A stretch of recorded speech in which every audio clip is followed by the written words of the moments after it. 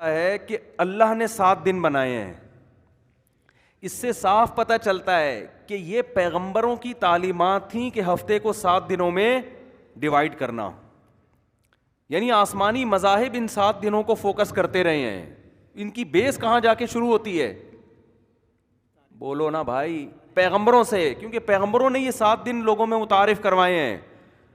پھر یہودیوں کو بتایا کہ ہفتے کا دن تمہارے لیے مقدس. پھر عیسیٰ علیہ السلام نے عیسائیوں کو بتایا تمہارے لیے مقدس کون سا ہے؟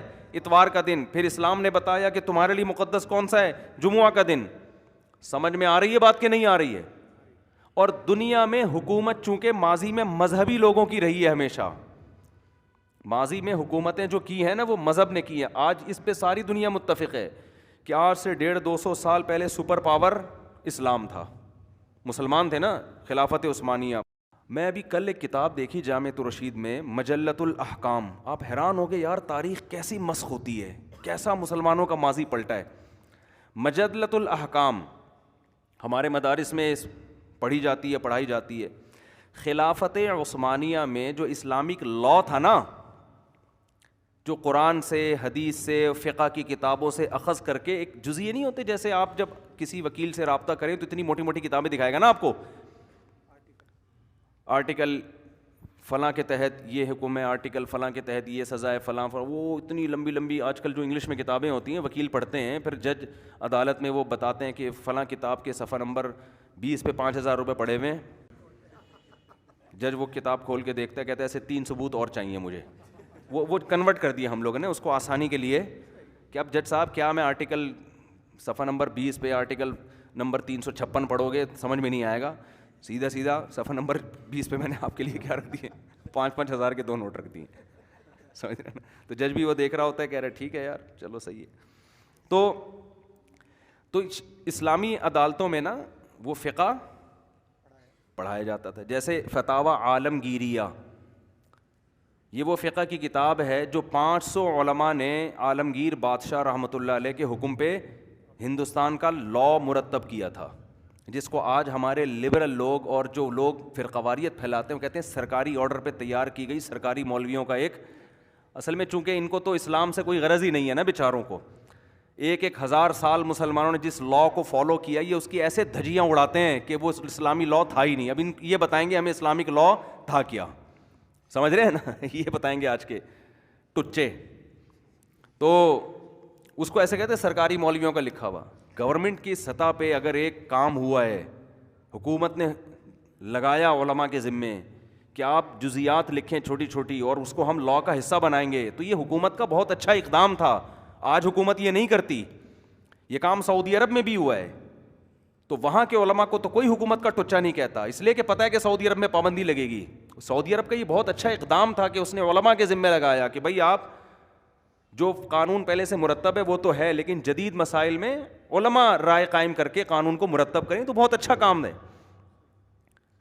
تو آپ یہ دیکھیں کہ کیا اسلامی حکومت تھی کہ چونکہ بہت بڑی دنیا میں خلافت عثمانیہ تھی اور وہ آئین کا حصہ تھا وہ لا مجلۃ الاحکام العدلیہ, عدالتی قوانین, تو گورے بھی اس کی شرح لکھا کرتے تھے بیٹھ کے, سمجھ رہے ہیں.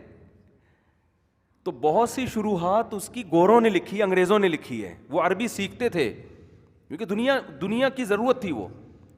تو حیرانی کی بات یہ کہ ایک گورا اس میں لکھ رہا تھا ایک شرح میں کہ یہ جو علماء یہ لفظ استعمال کرتے ہیں نا کہ یہ اقوال ہیں, ابو حنیفہ کا یہ قول ہے, امام ابو یوسف کا یہ قول ہے, فتویٰ اس قول پر ہے. یہ تو خالص علماء کی اصطلاح ہے نا, مفتہ بھی قول یہ ہے. تو گورا لکھ رہا ہے کہ اس میں مفتہ بھی قول یہ ہے, حالانکہ وہ اسلام کو نہیں مانتا. یعنی کیا اسلام کی ایک وہ گورے کیسے ہمارے ماتحت ہو کے رہا کرتے تھے کہ ہمارے قانون کی شروحات لکھا کرتے تھے. حدیث پہ ایک انگریز نے کام کیا ہے. یہ تو اب تو انٹرنیٹ پہ حدیث کا ریسرچ کرنا بہت آسان ہو گیا نا, گوگل پہ آپ حدیث کے 2-3 الفاظ لکھو پوری حدیثیں آ جاتی ہیں. جب تک یہ نہیں تھا گوروں نے حدیث کی شروحات لکھی ہیں, حدیث کی تحقیق کے لیے نا المعجم جسے کہتے ہیں. ہمارے یہاں جامعۃ الرشید میں دارالافتاء والارشاد میں گورے کی کتاب تھی. اس میں یہ تھا کہ آپ حدیث کا کوئی بھی لفظ ڈالو تو پھر آپ پوری حدیث آپ کیسے, ایک لفظ آپ کو معلوم ہے نا تو اس آپ کے لیے کیسے, وہ پوری عربی میں وہ لکھی کس نے ہے. کہتے ہیں نا ضرورت ایجاد کی ماں ہے. جس چیز کی ضرورت ہوتی ہے نا سارے اسی فیلڈ میں آگے جانے کی کوشش کرتے ہیں. تو گوروں کو پتا تھا یار جیسے چائنا کی ٹوپی ہے کہ نہیں ہے, نماز ہم پڑھ رہے ہیں ٹوپی ہم پہن رہے ہیں, بنا کون رہا ہے؟ چائنا بنا. اس کو پتا ہے یار میں مذہب کو مانوں نہ مانوں ٹوپیاں مارکیٹ میں بکیں گی بہت. تو گورے ہمارے ماتحت رہا کرتے تھے اور ہمارے حکام کی شروحات لکھ رہے ہیں, اور اس میں لکھ رہے ہیں ابو حنیفہ کا, گورا لکھ رہا ہے ابو حنیفہ کا یہ قول ہے, ابو یوسف کا یہ قول ہے, فتویٰ اس فلاں قول پر ہے, ٹھیک ہے نا, مفتبی قول یہ ہے. لیکن وہ ساری چودراہٹ مسلمانوں کی خلافت عثمانیہ کے جاتے ہی ارطغرل ڈرامے تک محدود رہ گئی ہے. تو کم از کم طیب اردگان کا یہ خاندانی کام ہے, اور عمران خان کا بھی یہ خاندانی کام ہے کہ اس ارطغرل ڈرامے کو عمران خان نے ملک میں چلایا ہے. جب ہماری عمران خان سے ملاقات ہوئی تو انہوں نے کہا, وزیر اعظم نے بتایا کہ میں نے اس ڈرامے کو ملک میں پھیلانے کی کوشش کی ہے, اسی بیس پہ کوشش کی ہے کہ مسلمانوں کو اس کا اصل کلچر دکھایا جائے. عمران خان اچھا آدمی ہو یا نہیں ہو, یہ والا کام بہرحال اچھا کیا, کیونکہ میں کہیں کوئی تعریف کر دوں تو میرے پیچھے ایک یلغار کہ اس کو اچھا کہہ دیا تو مہنگائی اضافہ ہو گیا. میں کب کہہ رہا ہوں کہ سارے کام اچھے کر رہے ہیں بھائی عمران خان دوسری شادی نہیں کر رہا, بالکل بھی اچھا نہیں کر رہا یہ, ہاں نا, میرے لحاظ سے تو یہ بھی آپ کو پاس وسائل بھی ہیں, آپ وزیر اعظم ہو, آپ کی صحت بھی ہے, آپ 4 عورتوں کو ٹھکانہ دے سکتے ہو, تو آپ کیوں ایک پر اکتفا کیا ہوا ہے آپ نے؟ بھائی سیدھی سی بات ہے, ہماری تو کھوپڑی میں یہ بات نہیں آتی.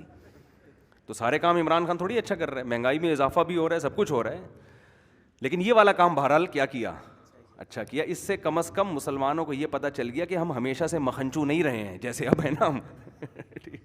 ورنہ ہماری جو نئی جنریشن ہے نا وہ سمجھتی ہے ہم ہمیشہ سے ہی ایسے ہیں, بیکار فضول.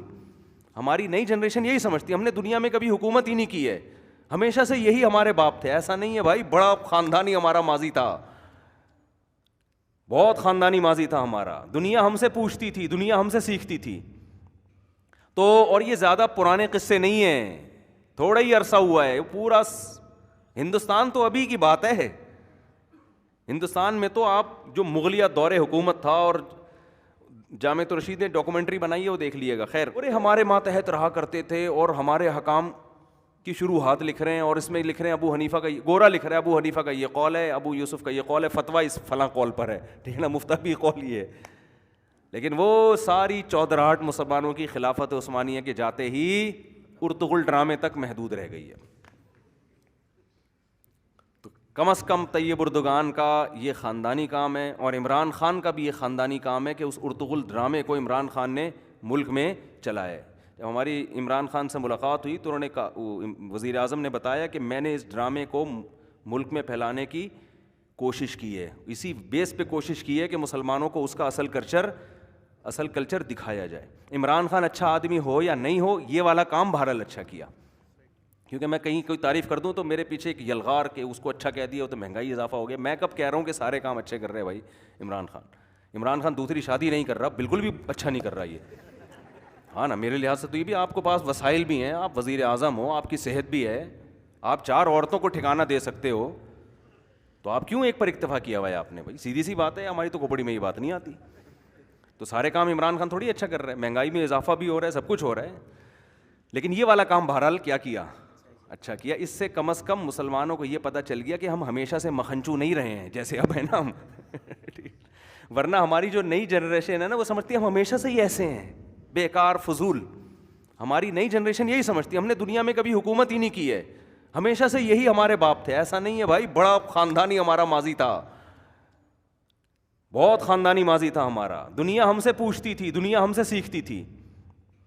تو اور یہ زیادہ پرانے قصے نہیں ہیں, تھوڑا ہی عرصہ ہوا ہے, پورا ہندوستان تو ابھی کی بات ہے. ہندوستان میں تو آپ جو مغلیہ دور حکومت تھا, اور جامعۃ الرشید نے ڈاکومنٹری بنائی ہے وہ دیکھ لیے گا.